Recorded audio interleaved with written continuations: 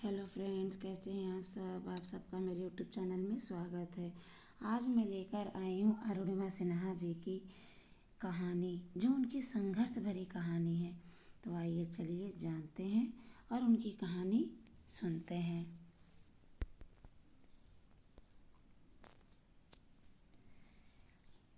अरुणिमा सिन्हा को कौन नहीं जानता। ये कृत्रिम पैर के साथ माउंट एवरेस्ट पर फतह करने वाली पहली महिला, जिनकी एक पैर के उस पर एक पैर अगर देखा जाए तो उनका ऐसे नकली लगा हुआ है।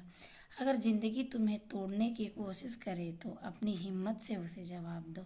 हारना तब तक असंभव है जब तक आप खुद हार मानने का फैसला नहीं करते। कहते हैं ना कि ज़िंदगी को अगर हराना है तो खुद के हौसले को उड़ान दो। अगर खुद का हौसला आपका ऊपर रहेगा तो कभी आप हार नहीं सकते। यह कहानी अरुणिमा सिन्हा जी की है, जिन्होंने अपनी ज़िंदगी की सबसे बड़ी त्रासदी को अपनी सबसे बड़ी ताकत बनाया। और एक हादसे में उन्होंने अपना एक पैर खो दिया, लेकिन उन्होंने हार नहीं मानी।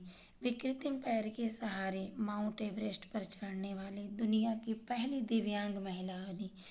उनकी कहानी हमें सिखाती है कि अगर हिम्मत और संकल्प हो तो कोई भी बाधा हमें रोक नहीं सकती। शुरुआत एक खिलाड़ी का सपना। उत्तर प्रदेश के अंबेडकर नगर जिले में जन्मी अरुणिमा सिन्हा का सपना था कि वे भारत के लिए खेलें। वे राष्ट्रीय स्तर की वॉलीबॉल खिलाड़ी थी और उन्होंने कई प्रतियोगिताओं में भाग लिया था, लेकिन उनकी ज़िंदगी में एक ऐसा भयानक मोड़ आया जिसने सब कुछ बदल दिया।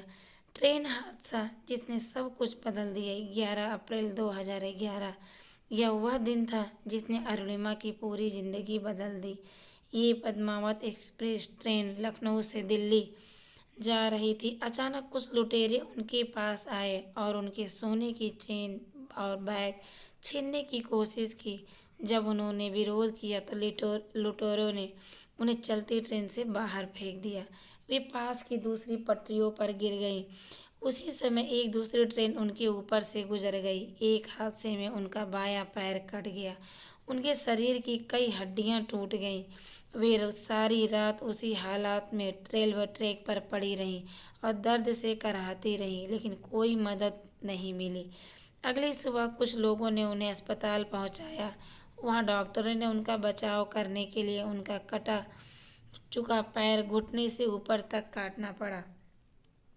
समाज और संघर्ष की बेरुखी। जब अस्पताल में थी वो, तब लोग दर्द को समझने की बजाय उन पर सवाल उठा रहे थे। जब अरुणिमा अस्पताल में थी तो लोग सहानुभूति देने की बजाय उन्हें झूठा साबित करने लगे। कुछ लोगों ने यह भी कहा उन्होंने आत्महत्या करने के लिए ट्रेन से छलांग लगाई थी, लेकिन अरुणिमा ने हार नहीं मानी। उन्होंने ठान लिया कि वे इस हादसे को अपनी कमजोरी नहीं बनाने देंगी। एवरेस्ट फतह करने का सपना। अरुणिमा ने अस्पताल में रहते हुए ही माउंट एवरेस्ट पर चढ़ने का फैसला किया। अगर जिंदगी ने उन्हें हराया है तो मैं भी अपनी हिम्मत से सबसे ऊंचे शिखर पर चढ़कर दिखाऊंगी। ये अरुणिमा जी का आवाज़ थी। उन्होंने भारत के प्रसिद्ध पर्वतारोही बछेंद्री पाल से संपर्क किया, जो भारत की पहली महिला थी जिन्होंने माउंट एवरेस्ट पर चढ़ाई की थी। बछेंद्री पाल ने उनका हौसला बढ़ाया और उन्हें पर्वतारोहण की ट्रेनिंग दी। मुश्किलों से भरा रहा एवरेस्ट अभियान। 20 मई 2013 को अरुणिमा ने माउंट एवरेस्ट की चढ़ाई शुरू की। हड्डी गला देने वाली ठंड, ऑक्सीजन की कमी, कृत्रिम पैर से चलने की चुनौती, तेज हवाएं और हिमस्खलन, लेकिन वे डटी रहीं। उन्होंने अपने दर्द को अपनी ताकत बना लिया।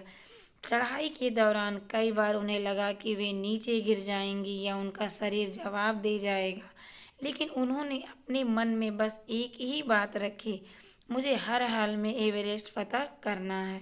इतिहास रचने का दिन 20 मई 2013 को उन्होंने माउंट एवरेस्ट की चोटी पर भारतीय तिरंगा फहराया। दुनिया की पहली दिव्यांग महिला पर्वतारोही बन गई जिन्होंने यह करिश्मा किया।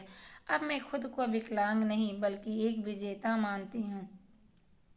यह सिर्फ उन व्यक्तिगत संघर्ष नहीं था, बल्कि दुनिया के करोड़ों लोगों के लिए एक प्रेरणादायक बन गया।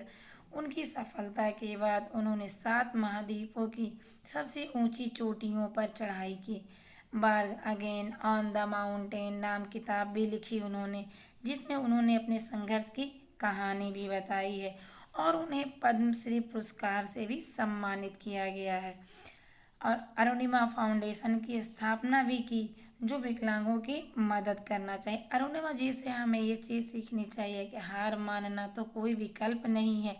मुसीबतों से कितनी भी बड़ी हो, अपने लक्ष्य से नहीं हटना चाहिए। अगर तुम्हें कोई गिराने की कोशिश करे तो तुम्हें और ऊंचा उठने की ज़रूरत है। बाधाएं सिर्फ मानसिक होती हैं, असली शक्ति हमारे इरादों में होती है। आपका संघर्ष ही आपकी असली पहचान है। दर्द को अपनी ताकत बनाओ और दुनिया को दिखाओ कि आप क्या कर सकते हो। तो ये अरुणिमा जी की कहानी है। आप सब भी इस तरह से हिम्मत हारने से अच्छा है अपनी कमजोरियों को ताकत बनाइए और ताकत बनाकर उन सपनों को साकार करिए। एक दिन आपको दुनिया ज़रूर सलाम करेगी। धन्यवाद।